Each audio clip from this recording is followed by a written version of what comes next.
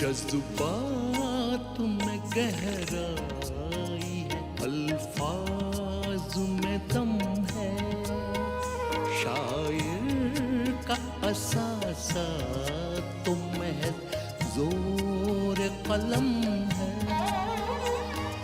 जीने का हुनर सबका जुदा है, तो बयां भी जितना भी सुनो देखो पढ़ो उतना ही कम है, उतना ही कम है। अकबराबाद या आगरा हिंदुस्तान का कदीम शहर है। शाहजहां और मुमताज़ महल की मोहब्बत का लाजवाल शाहकार ताजमहल भी इसी शहर में है। उर्दू के दो अजीम शायर मीर तक़ी मीर और मिर्ज़ा गालिब इसी शहर में पैदा हुए, लेकिन देहलवी कहलाए। एक ऐसा शायर भी है जो पैदा तो दिल्ली में हुआ लेकिन अकबर आबादी कहलाया। जी हाँ, वो है नज़ीर अकबर आबादी। नज़ीर हिंदुस्तानी तहज़ीब का नुमाइंदा है, उस हिंदुस्तानी तहज़ीब का जिसमें होली का भी एहतराम होता है और ईद बकरीद का भी, उस हिंदुस्तान में जिसमें स्वामी राम तीरथ के भी चर्चे होते हैं और ख्वाजा अजमेरी के भी चर्चे होते हैं। बहरहाल नज़ीर का मामला जो है मेरी नज़र में तो ये है कि तासुब से बालातर ठीक हिंदुस्तानी उसमें ये नहीं है। वो नमाज रोज़े का पाबंद भी होगा, वो अपने मज़हब पे यानी उसका सही पैरोकार भी होगा, लेकिन दूसरे किसी मज़हब को बेएहतरामी से या बचश में कम नहीं देखेगा। आगरा की आवामी ज़िंदगी की सही तस्वीरें अगर किसी शायर ने पेश की हैं तो वो नज़ीर अकबर आबादी हैं। चाहे वो पुराने ज़माने के मेले ठेले हों, चाहे अवामी रहन सहन हो, हर चीज़ की सच्ची तस्वीरें नज़ीर अकबर आबादी ने पेश की हैं। नज़ीर अकबर आबादी उर्दू शेर व अदब में अपनी नज़ीर आप हैं। उनका पूरा नाम वली मोहम्मद और तखल्लुस नज़ीर था। नज़ीर 1740 में दिल्ली में पैदा हुए। अभी वो छोटे ही थे कि उनके वालिद का इंतकाल हो गया। नज़ीर की वालिदा बेसहारा होकर आगरा अपनी माँ के घर चली आईं। नज़ीर की परवरिश, उनकी तालीम व तरबियत सब आगरा में ही हुई और अपनी बाकी ज़िंदगी नज़ीर ने इसी दयार में बसर की। नज़ीर अकबर आबादी ने फ़ारसी ज़बान में दस्तरस हासिल की और फ़ारसी के एक उस्ताद की हैसियत से शोहरत भी पाई। नज़ीर उर्दू और फ़ारसी दोनों ज़बानों में शायरी करते थे, लेकिन उनका उर्दू कलाम बेपनाह अवामी मकबूलियत का हामिल बना, क्योंकि उनका उर्दू कलाम अवाम की रोज़मर्रा ज़िंदगी के बुनियादी मसाइल से ताल्लुक़ रखता था, इसलिए सुनते ही या पढ़ते ही दिलों में उतर जाता था। आम लोग गली कूचों में उनकी नज़में गाते फिरते थे। दुनिया में बादशाह है सो वो भी है आदमी, और मुफलिसो गदा है सो वो भी है आदमी, ज़रदारो बेनवा है सो वो भी है आदमी, नेमत जो खा रहा है सो वो भी है आदमी, टुकड़े जो मांगता है सो वो भी है आदमी, ज़रदारो बेनवा है सो वो भी है आदमी, टुकड़े जो मांगता है सो वो भी है आदमी। मस्जिद भी आदमी ने बनाई है आमिया, बनते हैं आदमी इमाम और कुतुबका, पढ़ते हैं आदमी कुरान और नमाजिया,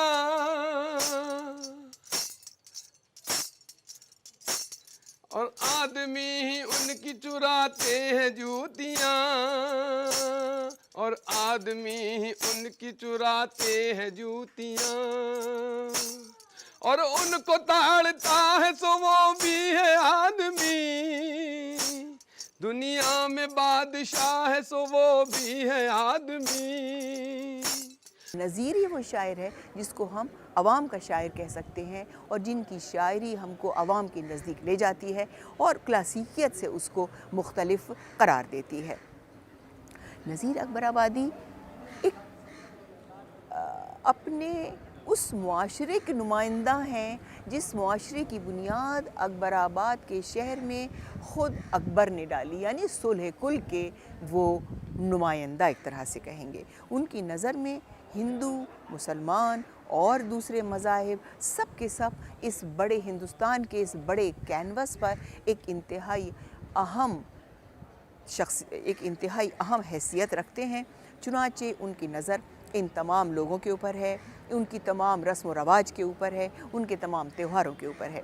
नज़ीर अकबर आबादी ने अपनी शायरी में हिंदुस्तानी अवामी ज़िंदगी के हर रंग को हकीकी तौर पर पेश किया है और यही उनकी कामयाबी है। मशहूर ड्रामा डायरेक्टर हबीब तनवीर ने नज़ीर अकबर आबादी की नज़मों को बुनियाद बनाकर एक बहुत खूबसूरत ड्रामा आगरा बाज़ार लिखा था। इस ड्रामे में काम करने वाले एक अदाकार के तासुरात मुलाहिज़ा कीजिए। ग्रेजुएशन के दौरान जामिया मिल्लिया में मैं ड्रामा स्टेज कर रहा था, दरवाज़े खोल दो। उसके चीफ गेस्ट हबीब तनवीर साहब थे, एक अजीम फ़नकार। उन्होंने जब मुझे स्टेज पर देखा तो बाद में मुझे बुलाया और कहा कि क्या तुम आगरा बाज़ार में काम करोगे मेरे साथ।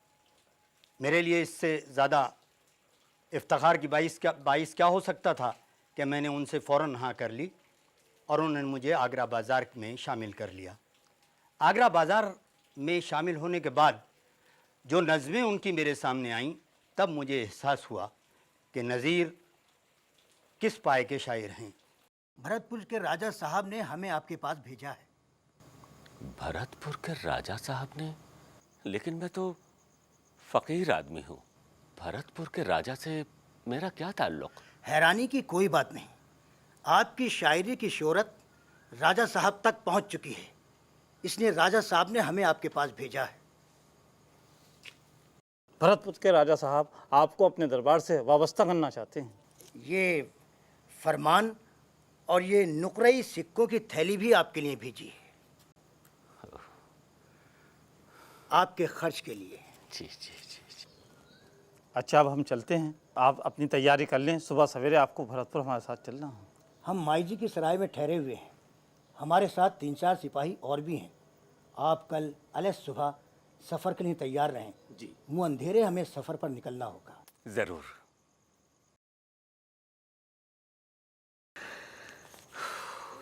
या अल्लाह, अरे नेक बख्त, सुनती हो? क्या बात है, बड़े बौखलाए हुए नजर आ रहे हो। अल्लाह की मेहरबानी है बीबी। सुनो, भरतपुर के राजा मुझे अपने दरबार में शायर बनाना चाहते हैं।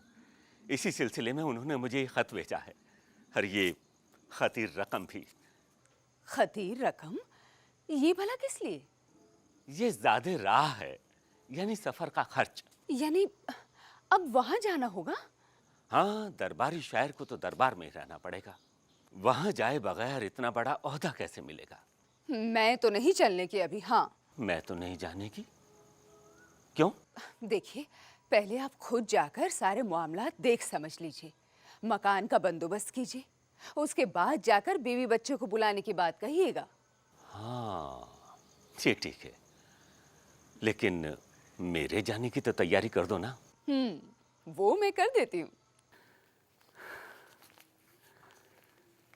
100,000 शुक्र तेरा रब्बुल इज़्ज़त, तूने बंदाए नाचीज़ को इतने बड़े रुतबे से सरफराज किया है।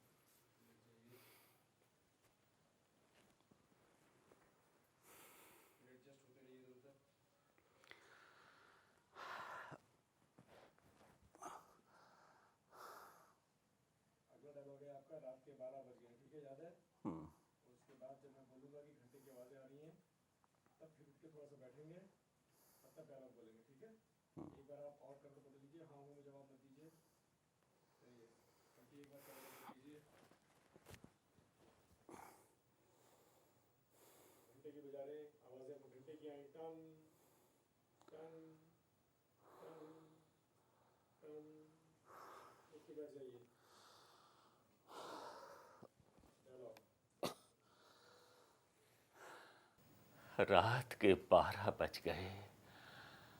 आज मुझे नींद क्यों नहीं आ रही? खुदावंद ताला तेरा लाख लाख शुक्र है, मुझे इतनी बड़ी खुशी पहले कभी नहीं मिली। भरतपुर के राजा का बुलावा आया है। वो मुझ फकीर को इतने बड़े मर्तबे पर फाइज करना चाहते हैं और ज़ादे सफर के तौर पर यकमुश्त इतनी बड़ी रकम भिजवाई है। जिंदगी में पहली बार इतनी बड़ी रकम मिली है और इतनी बड़ी खुशी मिली है कि आंखों की नींद उड़ गई।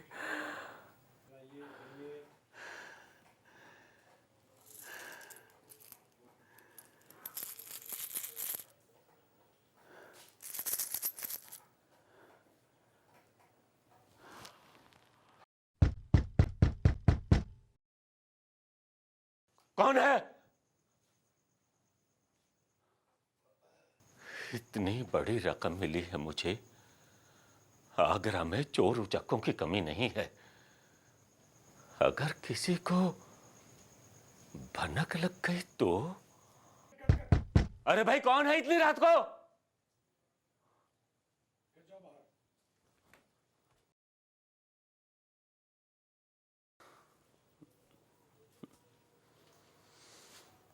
तेरे की, मैं समझा था कुछ चोर है।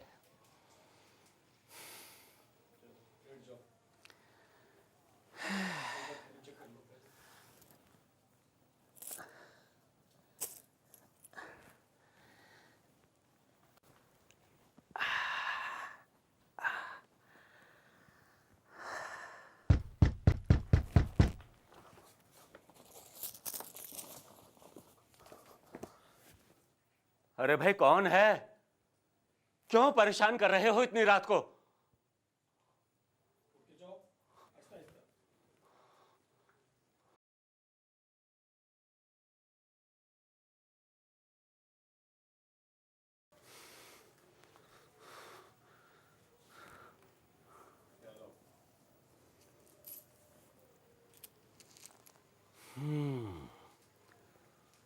शायद किसी को पता चल गया है कि मुझे इतना बहुत सा रुपया मिला है और वो इसे चुराने के दर पे है। मुझे इसे कहीं छुपा देना चाहिए।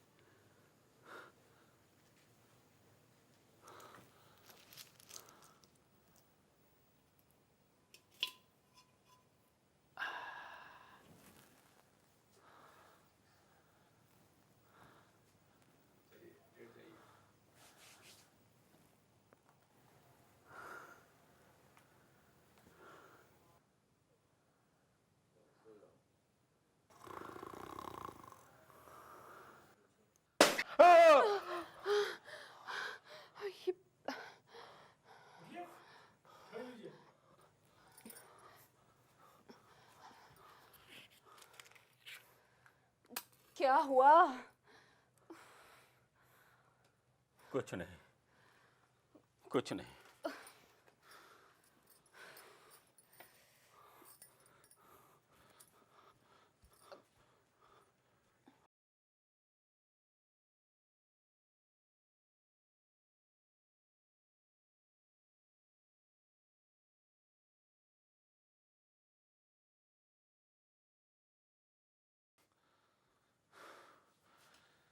या खुदा, बाहर से तो कोई नहीं आया, फिर ये हांडी कैसे टूटी? खामखा परेशान हो रहे हैं। बिल्ली रानी की करतूत होगी।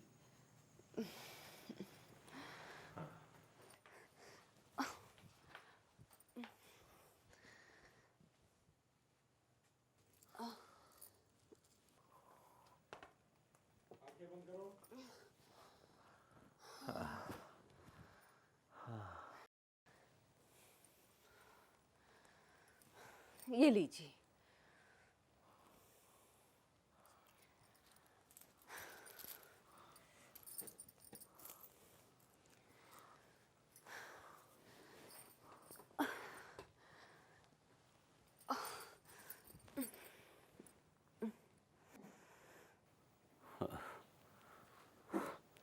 सुबह हो गई।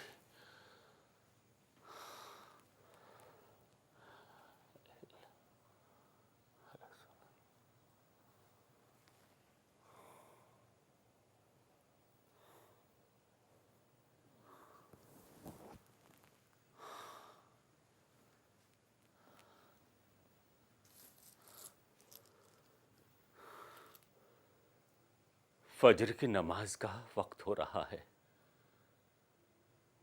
अगर मैं इसे मस्जिद में लेकर जाऊंगा तो सब देखेंगे, सबको मालूम हो जाएगा मेरे पास इतना बहुत सा रुपया है। चोर उचक्के मेरे पीछे पड़ जाएंगे। हो सकता है कोई जालिम इन रुपयों के लालच में मुझे जान से ही मार डाले। नहीं नहीं, मैं इस थैली को लेकर मस्जिद में नमाज पढ़ने नहीं जाऊंगा, नहीं जाऊंगा।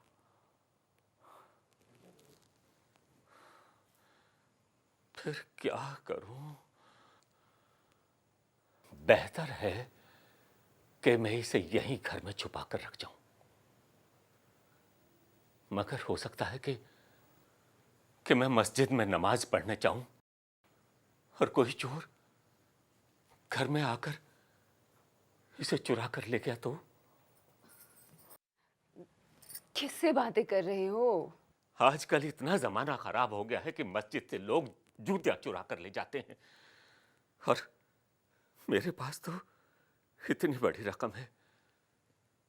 मस्जिद में लेकर जाऊं तो वहां भी खतरा है, यहां घर में रख के जाऊं तो यहां भी खतरा है।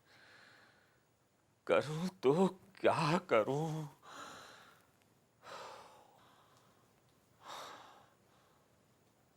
हाँ, यही बेहतर होगा कि मैं आज मस्जिद में जाने के बजाय घर पर ही नमाज अदा कर लूं। घर में अंदर से कुंडी लगी हुई है, इसलिए कोई नहीं आएगा। परवरदिगार है मेरे मालिक, तूने मुझे इतनी शोहरत बख्शी है कि दूर दूर के लोग मेरे नाम से वाकिफ हैं। भरतपुर के राजा मुझे अपने दरबार में जगह देना चाहते हैं। परवरदिगार, मुझे मालो दौलत नहीं चाहिए, सिर्फ तेरी रजा चाहिए। दिल का सुकून चाहिए, सिर्फ दिल का सुकून। मुझे सुकून कल्ब अता कर, सुकून कल्ब अता कर, मुझे सुकून कल्ब अता कर। जनाब नज़ीर साहब। नज़ीर मियाँ, आप अभी तक तैयार नहीं हुए?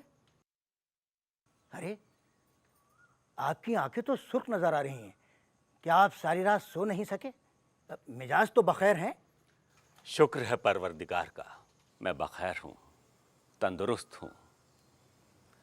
लेकिन भरतपुर नहीं जा सकूंगा और किसी भी तरह का कोई ओहदा नहीं ले सकूंगा।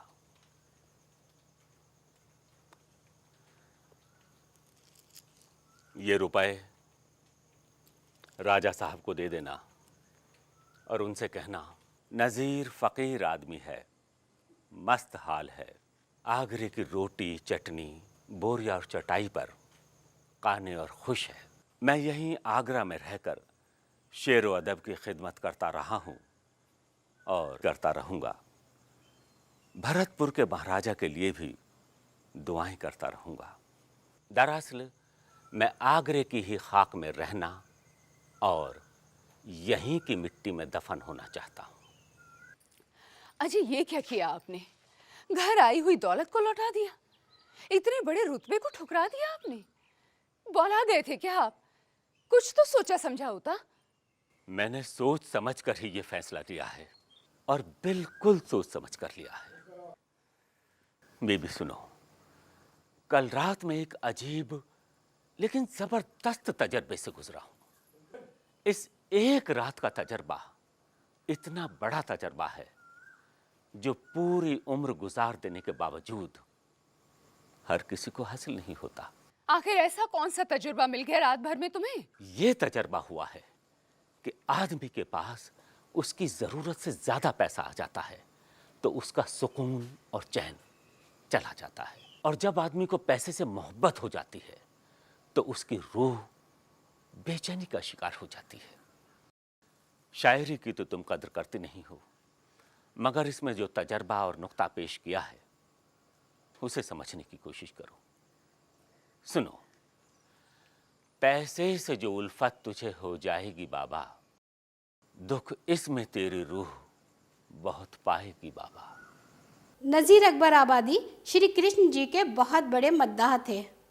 उन्होंने श्री कृष्ण पर बहुत सी नज़में लिखी हैं जो उनके कृष्ण प्रेम की मजहर हैं। इसी सिलसिले में उनकी एक नज़्म दसम कथा खासी अहमियत रखती है। हिंदुस्तान की तमाम ज़बानों में कृष्ण प्रेम की एक लंबी परंपरा चली आ रही है और यही परंपरा मुसलमान कवियों में भी रही है। रीति काव्य, भक्ति काव्य तक आकर वो परंपरा कहीं पल्लवित हुई जाकर आलिम, रहीम, रसखान, नज़ीर अकबराबादी भी उसी परंपरा के कवि रहे हैं और ये हम लोगों के लिए फ़ख्र की बात है। नज़ीर अकबर आबादी का कारनामा यह है कि वे उर्दू शायरी को महफिलों और खानकाहों से निकालकर गलियों और बाज़ारों तक ले आए और उसका सिरा आम जिंदगी के साथ जोड़ दिया। आम लोगों के दुख दर्द, आम लोगों की हंसी, आम लोगों के आंसू, आम लोगों के मसाइल, आम लोगों की फ़िक्र, आम लोगों की ज़िंदगी उनकी शायरी का महवर और मरकज़ बनी और इसीलिए उन्हें मैं ज़िंदगी और ज़मीन का शायर कहता हूँ, ज़मीन और ज़िंदगी का शायर। ज़मीन और ज़िंदगी की शायरी और शायराना में भी हुई थी। उनसे पहले भी बहुत से शायर इस किस्म की शायरी कर चुके थे, लेकिन जितनी कसीर तादाद में नज़में हमें नज़ीर के यहाँ मिलती हैं, उस कसरत के साथ किसी ने भी अवाम को और अवामी ज़िंदगी को अपनी शायरी का महवर और मरकज़ नहीं बनाया था। नज़ीर अकबरी आबादी की शायरी का मुताला करते हुए हमें हर लम्हे ये एहसास होता है कि वो जिस मौजू पर भी लिख रहे हैं उस मौजू के मुख्तलिफ़ पहलुओं पर मुसलसल सोचते चले जा रहे हैं और मुसलसल उस पर इजहार ख़याल भी कर रहे हैं और उसमें कहीं कोई सेंसरशिप नज़र नहीं आती जैसा कि शायर अपने तौर पर करता है, बल्कि जो उनके जहन में आता चल है वो उसका बेमहाबा इजहार करते चले जाते हैं। और इस तरह से वो अगर बरसात पर लिख रहे हैं तो बरसात के में क्या क्या होता है, महल वालों पर क्या गुज़रती है और झोपड़ी वालों पर क्या गुज़रती है, ये सारी चीज़ें बताना नहीं भूलते। वो जब बुढ़ापे का जिक्र कर रहे होते हैं तो एक रईस आदमी का, एक आम आदमी का और यहाँ तक के एक तवाइफ जब बूढ़ी हो जाती है तो उस पर क्या गुज़रती है उसका भी इज़हार करते हुए वो नहीं भूलते। गोया के ज़िंदगी को भरपूर अंदाज में अपनी नज़मों में पेश करने का एक ख़ास तरीक़ा नज़ीर अकबर आबादी को हासिल है और उनकी सारी नज़में तकरीबन ऐसी ही हैं कि जिसमें हमें ज़िंदगी की रंगारंग तस्वीरें नज़र आती हैं। नज़ीर अकबर आबादी की शायरी को उर्दू अदब की तारीख़ का एक मुनफरिद बाब करार दे सकते हैं।